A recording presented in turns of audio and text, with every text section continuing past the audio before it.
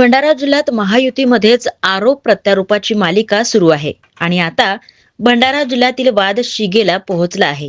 भाजपा विरुद्ध शिवसेना अशी लढाई सुरू झालेली आहे.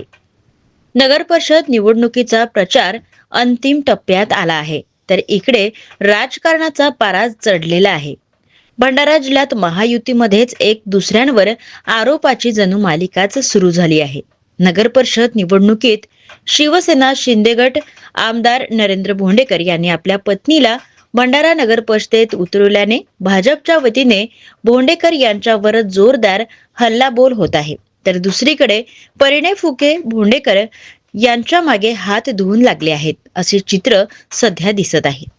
मुख्यमंत्री देवेंद्र फडणवीस यांच्या सभेत परिणय फुके यांनी चक्क भोंडेकर यांना जेलमध्ये पाठवल्याशिवाय शांत बसणार नाही अशी शपथच घेतली आहे आणि त्यामुळे हा वाद आणखी विकोपाला पोहोचला आहे. तर तिकडे आमदार नरेंद्र भोंडेकर यांनी सुद्धा परिणय फुके यांना मुख्यमंत्री यांनी मोकाट सांडायला आवरा, अन्यथा आम्ही सुद्धा युती धर्म पाळणार नाही व भाजपाच्या मंत्र्यांनी केलेला घोटाळा बाहेर काढू व वाळूमधून कोण कोण पैसा घेतात हे जनतेसमोर मांडू, असा थेट इशाराच देऊन टाकलेला आहे. राज्य सरकार असणार किंवा तुमची नगर परिषद असणार, त्यांना 15% दलित वस्तीसाठी ती निधी राखीव ठेवायची आहे.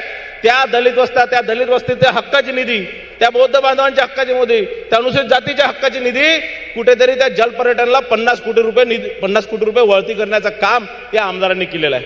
आणि मी ज्यावेळेस त्याची चौकशी केली त्यावेळेस तिथे ते बांधताच येत नाही आणि त्याचं एक 28 कोटीचं बिल, कोणतंही काम न करता 28 कोटीचं बिल देण्यात आलं. ते 28 कोटीचं बिल करण्याकरता एक नॅशनलाइज बँक आहे, नॅशनल हाऊसिंग बँक, याच्याकडनं नगर परिषदेने 28 कोटी रुपयाचं कर्ज घेतलं आणि ते कर्जाने कुणाला पेमेंट केलं तर या आमदाराच्या मुलाच्या कंपनीला ते 28 कोटीचं पेमेंट त्या माध्यमातून केलं. कर्ज घेऊन त्या कंपनीला पेमेंट करण्याचं काम या महाशयांनी केलेलं आहे.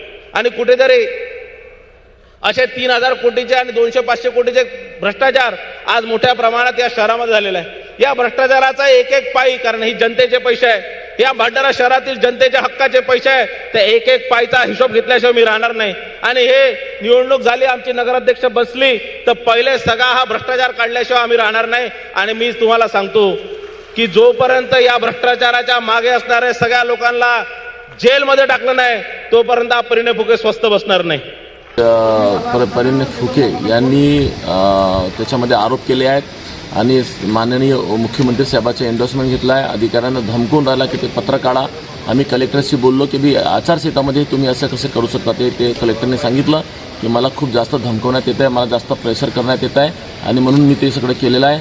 मी ह्या ठिकाणी सांगतो की आम्ही एक प्रोजेक्ट आणायला 3-3, 4-4 वर्ष आम्हाला करावं लागतात आणि त्यामध्ये हे सगळे प्रोजेक्ट सुरू आहेत. आता कधी जलसंपदा विभागाकडून पैसे त्या प्रोजेक्टला पाहिजे तसे मिळत नाहीत, आम्ही नगर विकासमधून टाकला.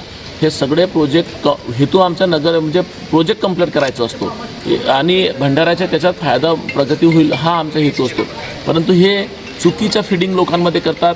अरे तेवढं बिलच निघालं नाही आहे, तो तेवढं कामच झालं नाही आहे, तर ते बिलच कुठं निघणार आहे का. हे सगळ्या गोष्टी संभ्रम ह्या निवडणुकीसाठी प्रचार करतात आणि खालच्या स्तरावरती ते जातात की भ्रष्टाचार झाला. आता तर त्यांनी पातळी सोडली की आमदाराची बायको इलेक्शनमध्ये लढत आहे का त्यांच्या मंत्री BJPच्या मंत्रीची बायको लढत नाही आहे.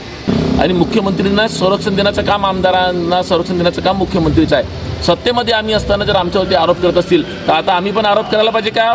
भाजपचे मंत्री कोण पैसे घेतात, कोण पैसे खातात, कोण रेतीमध्ये किंवा अनेक याच्यामध्ये कोण सामील आहेत, आम्ही आता बोलायचं का. माननीय देवेंद्र फडणवीस साहेबांचा आम्ही रिस्पेक्ट करतो, त्यांचा सन्मान करतो. त्यांनी ह्या मोकाट सांभाळायला पाहिजे. अन्यथा जर याला सांभाळत नसतील तर आम्हाला पण आता सत्तेतला असल्याचा विसर पडावा लागेल आणि आम्हाला पण त्यांच्या मंत्र्यांचे कोण पैसे खातात, कोण पैसे पर्सेंटेज घेतात ते आम्हाला बोलावं लागेल.